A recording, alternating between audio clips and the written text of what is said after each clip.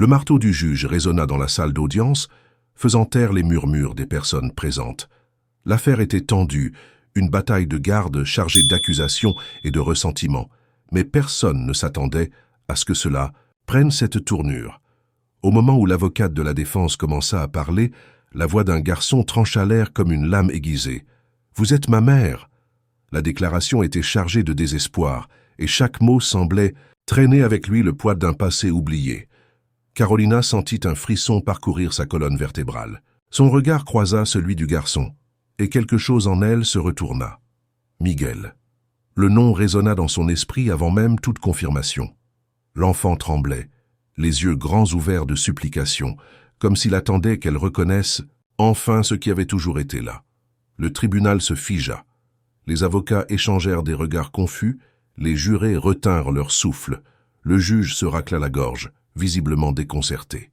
« C'est une blague ?» demanda l'avocat de la partie adverse, essayant de reprendre le contrôle de la situation. « Je ne mens pas !»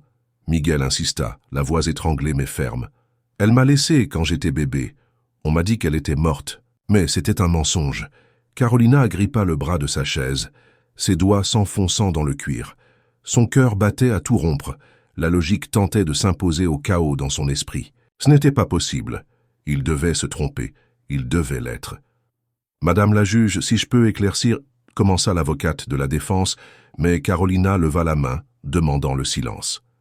Ses yeux étaient rivés sur ce visage. Miguel. Le nom tourbillonnait dans sa tête comme une tempête. C'est alors qu'elle vit. Le collier. Petit, en argent vieilli, pendait autour du cou du garçon. Son cœur se serra si fort qu'elle pensa pendant un instant qu'elle ne pourrait pas respirer. Elle se souvenait de ce collier, se rappelait du contact froid de la chaîne. Entre ses doigts, le jour où elle avait dû le remettre avec le bébé qu'elle n'avait jamais tenu dans ses bras. La vérité lui frappa le ventre. « Miguel » murmura-t-elle, presque sans voix. Les larmes montèrent aux yeux du garçon. Il fit un pas en avant, mais le policier à côté le retint. « Vous le saviez ?» Sa voix n'était plus qu'un chuchotement, mais l'impact fut assourdissant. « Vous m'avez abandonné et avez continué votre vie comme si je n'avais jamais existé. » Carolina ouvrit la bouche, mais rien ne sortit. Que pouvait-elle dire? Qu'elle n'avait pas eu le choix, qu'elle croyait qu'il serait en sécurité, qu'elle avait essayé d'oublier? Comment justifier l'injustifiable? Son corps était paralysé entre le devoir et l'instinct, entre la juge et la femme qui, à ce moment-là, ne savait pas qui elle était. « Je veux savoir pourquoi !» Miguel cria à nouveau, maintenant sa voix se brisant. « Pourquoi avez-vous fait ça? Pourquoi m'avez-vous laissé souffrir ?» Avant que quelle réponse puisse être donnée, l'avocat de la défense se leva, une enveloppe à la main. « Votre honneur, j'ai reçu un document qui pourrait éclaircir cette situation. » Il s'approcha du banc et tendit l'enveloppe à Carolina. Ses mains tremblaient lorsqu'elle prit le papier. Le silence dans la salle était absolu. Ses yeux parcoururent la surface de l'enveloppe, hésitant avant d'ouvrir. Quand elle le fit, enfin, un morceau du passé tomba sur ses doigts. Une photo. Un bébé emmailloté dans une couverture bleue. Et à côté, une signature. Son propre nom. Son sang se figea. Qu'avait-il d'autre caché d'elle? Carolina sentait les regards sur elle. L'ensemble du tribunal attendait une réaction, mais tout autour d'elle semblait s'être tu.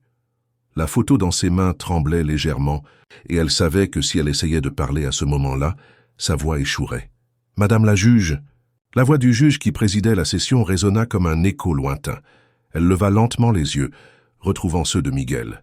Le garçon était toujours là, immobile, attendant une explication qu'elle ne savait pas si elle pourrait donner. Le collier scintillait à son cou, cruel rappel que le passé n'est jamais complètement enterré. Nous allons suspendre cette séance jusqu'à ce que nous puissions clarifier cette affaire. La voix du juge résonna dans le tribunal, et un murmure commença à envahir l'espace. Miguel fut escorté hors de la salle, mais avant de franchir la porte, il se retourna une dernière fois. Son regard en disait plus que n'importe quel mot. Carolina sentit le poids de la culpabilité sur ses épaules. Comment était-ce possible? Comment son fils était-il là, devant elle, alors que tout ce qu'elle savait, c'était qu'il avait été confié à une famille d'adoption il y a 9 ans? Elle ne se souvenait pas avoir signé un document invalidant l'adoption. Alors pourquoi son nom y figurait-il? Les couloirs du tribunal semblaient infinis. tandis que Carolina marchait vers son bureau. Elle s'assit à son bureau, l'enveloppe toujours serrée dans ses mains. Son cœur battait fort. Elle avait besoin de réponses. Elle prit le téléphone et composa un numéro qu'elle n'avait pas appelé depuis longtemps. La femme au bout du fil répondit d'une voix hésitante. « Docteur Carolina ?»« Quelle surprise. Diana, j'ai besoin de te parler. Maintenant. » Sa voix était ferme mais chargée d'urgence. Diana, l'assistante sociale responsable du processus d'adoption de Miguel, accepta de la rencontrer. Moins d'une heure plus tard, les deux femmes étaient assises dans un café discret. Carolina ne perdit pas de temps. « Que s'est-il passé avec mon fils ?» La question sortit presque comme un chuchotement, mais l'impact fut dévastateur. Diana détourna le regard, remuant nerveusement la cuillère dans son café. « Carolina, tu dois comprendre que certaines décisions ont été prises pour te protéger. » « Protéger de quoi ?» Carolina se pencha en avant, la colère se mêlant à l'anxiété. « J'ai confié mon fils à une adoption sûre.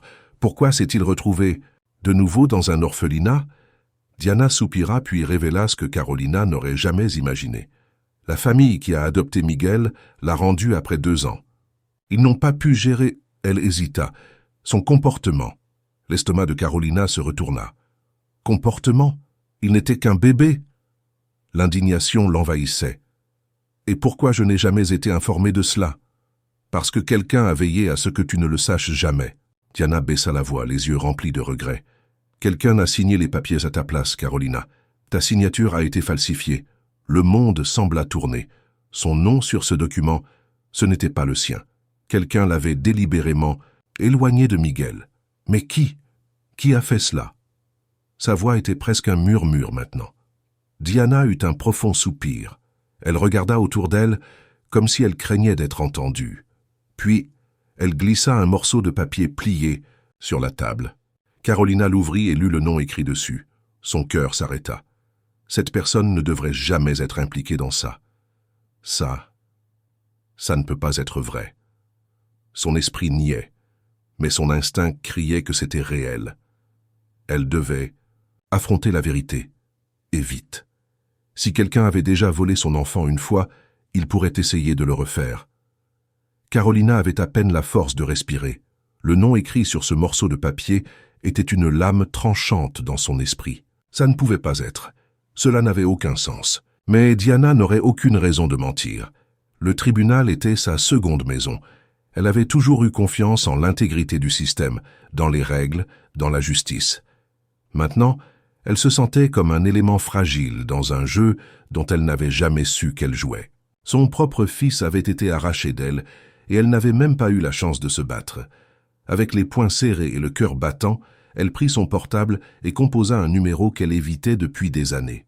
L'appel fut répondu, c'est après la 3e sonnerie. « Carolina, la voix était chargée de surprise et de prudence. Je dois te parler, maintenant. » Sa voix était froide, ferme. « À propos de Miguel. » Un silence lourd s'installa au bout du fil. Puis une réponse presque inaudible. « On se retrouve à mon bureau. Donne-moi 1 heure. » La ligne se coupa, laissant Carolina encore plus agitée. Sa poitrine brûlait d'un mélange de colère et d'anxiété. Elle avait besoin de réponses, et cette fois, elle ne partirait pas sans elle. Le bâtiment du tribunal semblait plus grand et plus imposant cette nuit-là. Chaque pas de Carolina résonnait dans les couloirs vides. Le bureau du juge Antonio, Vasconcelos se trouvait au dernier étage. Lorsqu'elle arriva devant la porte en bois foncé, elle prit une profonde inspiration et frappa. La voix de l'autre côté autorisa son entrée. Antonio était assis derrière un bureau impeccablement organisé. Ses cheveux gris et sa posture rigide lui donnaient un air d'autorité indiscutable. Mais Carolina ne se laisserait pas intimider. « Tu savais depuis le début » accusa-t-elle sans détour. Antonio entrelaça ses doigts et soupira lourdement. « Si tu es ici, c'est que tu as déjà découvert quelque chose, » dit-il calmement. « Mais j'ai besoin de savoir jusqu'où tu es arrivé. » Carolina jeta sur la table l'enveloppe avec les documents falsifiés. « Tout. Je sais que ma signature a été falsifiée, que mon fils a été retourné comme un objet défectueux et que tu es mêlé à tout ça. » Ses yeux brillaient d'indignation. « Je veux la vérité. Maintenant. » Antonio s'est appuyé sur sa chaise, l'étudiant un moment. Puis, il a commencé à parler, sa voix chargée d'une fatigue inattendue. « Carolina, ce que tu ne comprends pas, c'est que certaines décisions doivent être prises pour le bien de tous.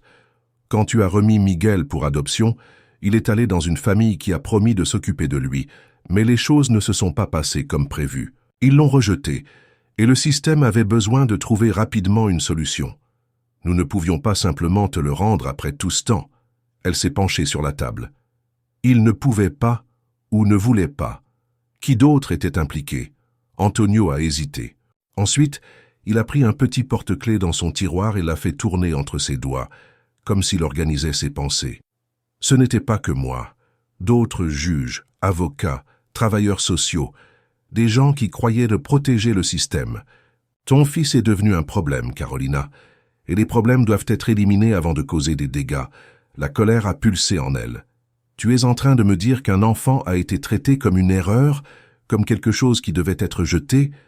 Sa voix a oscillé d'indignation.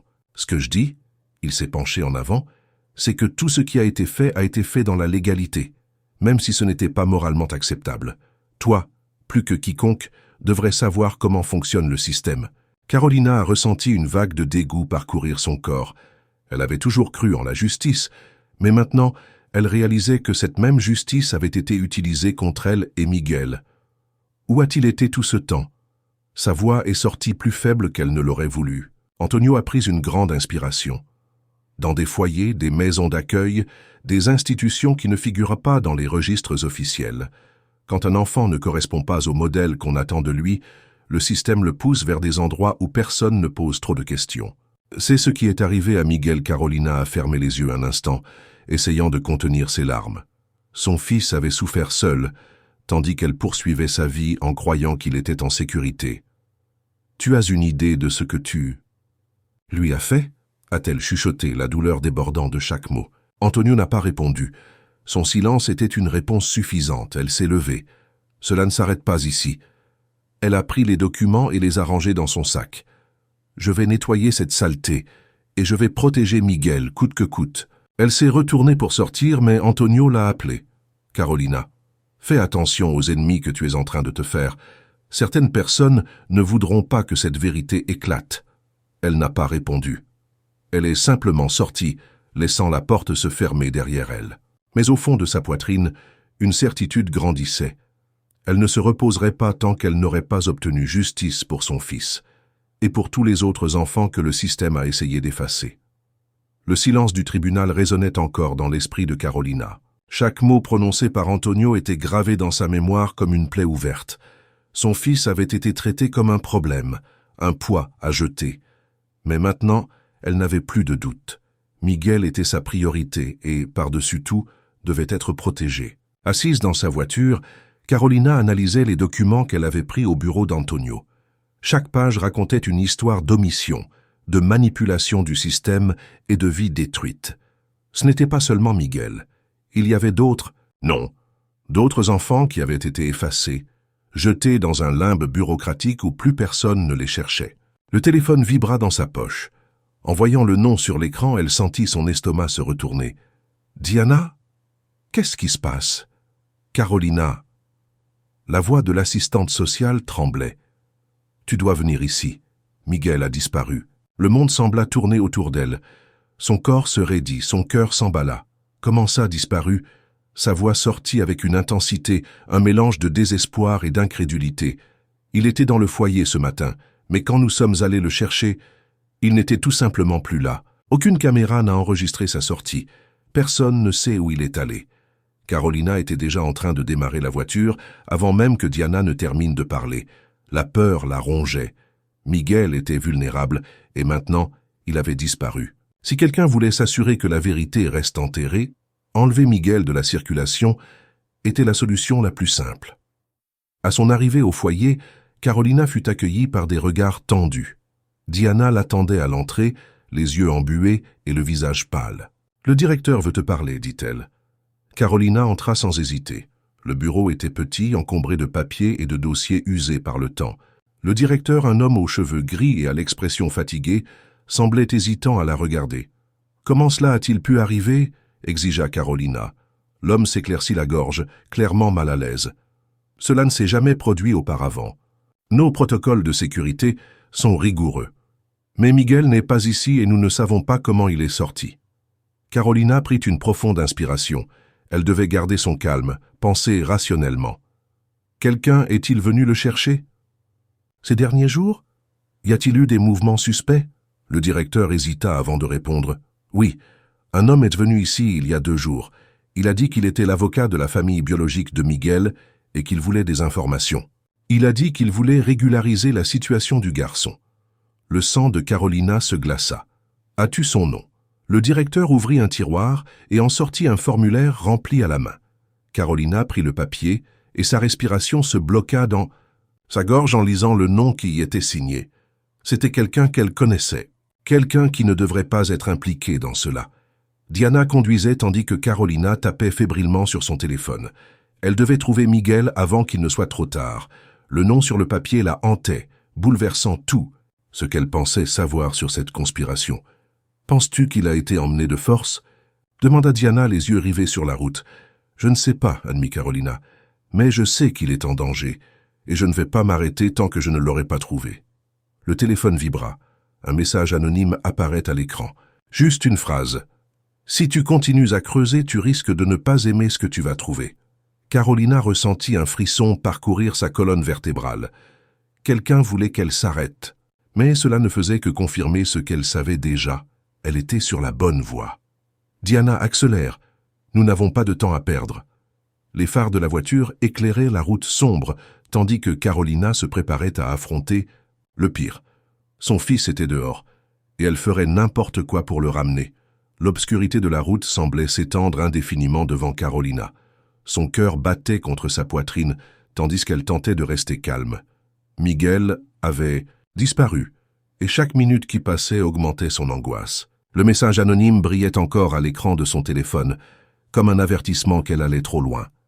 Diana conduisait les yeux fixés sur la route, mais la tension dans l'air était palpable. Le silence entre elles fut rompu lorsque Carolina parla. « Nous devons découvrir qui est derrière tout cela. Ce nom sur le document... » Elle pressa le papier contre sa poitrine. « Il a toujours été impliqué dans des affaires sensibles, mais je n'aurais jamais imaginé que cela pourrait en arriver là. » Diana lui jeta un regard inquiet. « Pensez-vous qu'il est directement impliqué dans la disparition de Miguel? » « S'il ne l'est pas, il sait qu'il l'est, » répondit Carolina, la voix chargée de détermination. « Et je ne vais pas me reposer tant que je ne l'aurai pas trouvé. » Le téléphone de Carolina vibra à nouveau. Un autre message, juste une adresse et un mot. « Viens seule. » Diana la regarda alarmée. « Tu ne peux pas y aller seule. Cela pourrait être un piège. »« Je sais, » dit Carolina, ses yeux fermes. « Mais s'il y a une chance de retrouver Miguel, je ne peux pas ignorer cela. » Le lieu indiqué dans le message était un entrepôt abandonné aux alentours de la ville. Carolina gara la voiture à quelques pâtés de maison et avança prudemment, sentant chaque muscle de son corps tendu. Le vent froid coupait sa peau, et chaque bruit résonnait de manière menaçante dans la nuit silencieuse. En s'approchant de l'entrée de l'entrepôt, une silhouette émergea des ombres. L'homme était grand, portait un manteau sombre et gardait les mains dans les poches. « Tu es venu rapidement, dit-il, la voix basse et chargée de cynisme. « Où est Miguel ?» exigea Carolina sans détour. L'homme ricana légèrement et secoua la tête, toujours si direct. « Mais tu sais déjà que cette histoire est plus grande que tu ne l'imaginais. Tu es en train de jouer avec des forces que tu ne peux pas contrôler. Je me fiche de ceux avec quoi je joue. Je veux juste... mon fils. » Sa voix trembla de colère. L'homme soupira comme s'il pesait son prochain coup. Puis, il lui fit signe de le suivre. Son instinct criait de ne pas faire confiance, mais elle n'avait pas d'autre choix. En entrant dans l'entrepôt, Carolina vit Miguel. Il était assis dans un coin, attaché, mais indemne. Ses yeux écarquillés se sont remplis de larmes en la voyant. « Maman !» Il a essayé de courir vers elle, mais les cordes l'ont retenu. La vision a fait quelque chose en elle se briser. La peur a laissé place à la fureur. « Libère-le, maintenant !» Sa voix est sortie plus basse, mais pleine de menaces. L'homme haussait les épaules. « Tu peux l'emporter, mais pas sans un avertissement. Arrête de creuser. Il y a des gens qui n'hésiteront pas à aller jusqu'au bout pour te faire taire. Tu as de la chance d'être encore en vie. » Carolina s'est approchée de Miguel. Ses mains tremblaient en déliant les cordes. Le garçon s'est accroché à elle avec force, sanglotant contre sa poitrine. « Nous allons sortir d'ici. » Elle a murmuré. L'homme l'a observé d'un regard froid. « Ce n'est pas terminé, Carolina. Si tu continues, tu mettras sa vie en danger. Réfléchis bien. » Elle n'a pas répondu. Elle a pris Miguel par la main et est sortie du hangar sans se retourner. Mais en elle, quelque chose avait changé. Ils ont essayé de la faire taire. Ils ont tenté d'effacer la vérité. Mais maintenant, Carolina avait encore plus de raisons d'aller de l'avant, et elle ne s'arrêterait pas tant qu'elle n'aurait pas démasqué chacun d'eux. Carolina conduisait d'une main sur le volant et de l'autre tenant celle de Miguel. Le garçon était épuisé, ses yeux enflés de larmes, mais il ne lâchait pas sa mère pour rien au monde. La peur planait toujours sur eux, mais le pire était passé. Elle l'avait trouvé. Il était en sécurité. « Tout va bien maintenant », murmura-t-elle, le regardant brièvement. « Je te le promets. » Mais la vérité était qu'il n'allait pas bien. Pas encore. L'homme dans le hangar l'avait averti, mais Carolina ne se laisserait pas intimider. Après tout, elle ne reculerait pas. Le système qui lui avait enlevé Miguel devait être exposé, et elle savait exactement quoi faire. Le lendemain matin, Carolina est allée à son bureau et a commencé à rassembler toutes les preuves, chaque document, chaque nom, chaque détail du schéma qui permettait à des enfants comme Miguel d'être effacés. Son nom était au milieu de tout cela sans qu'elle le sache. Mais maintenant, la vérité allait éclater. Elle a pris le téléphone et a composé un numéro. « Je dois te parler. Maintenant. » Sa voix était ferme. De l'autre côté, Diana a hésité. « Tu es sûr de ça? Tu ne peux pas revenir en arrière une fois que tu auras commencé. Je n'ai jamais été aussi sûr de ma vie. » Le journal local affichait le gros titre le lendemain matin. « Réseau d'adoptions illégales. La justice sera-t-elle faite ?» Le nom de Carolina était partout. Interviews, témoignages, enquêtes rouvertes. Le système qui cachait tout commençait à s'effondrer. La menace planait au-dessus de sa tête comme un nuage épais, mais elle ne reculerait pas. Elle s'y était préparée. Miguel était sa motivation. Rien d'autre n'importait. Pendant ce temps, Miguel commençait à s'adapter à sa nouvelle réalité. Il avait encore des cauchemars et mettrait du temps à avoir confiance dans le monde, mais aux côtés de Carolina, il trouvait la sécurité. Il était enfin chez lui. Des mois plus tard, Carolina et Miguel se promenèrent dans le parc. La brise douce faisait flotter les cheveux du garçon qui courait devant elle, riant. Pour la première fois, il semblait véritablement heureux. « Maman, rattrape-moi !» Il a défié en riant. Le mot a surpris Carolina. Il l'appelait ainsi depuis quelques semaines, mais l'entendre au milieu du rire libre de son fils lui a rempli le cœur d'émotion. Elle a couru après lui, le prenant dans ses bras et tournant dans les airs. « Je t'ai eu !» s'exclama-t-elle, se sentant légère comme elle ne l'avait pas été depuis des années. Miguel l'a serré fort. « Ne me laisse plus jamais, d'accord ?» Carolina l'a embrassé sur le front et a tenu son petit visage entre ses mains. Jamais, même pas une seconde. Ils avaient traversé l'enfer, mais maintenant, ensemble, ils étaient enfin libres. Le passé ne pourrait plus les séparer. Et dorénavant, ils écriraient une nouvelle histoire, une où l'amour et la vérité seraient inébranlables.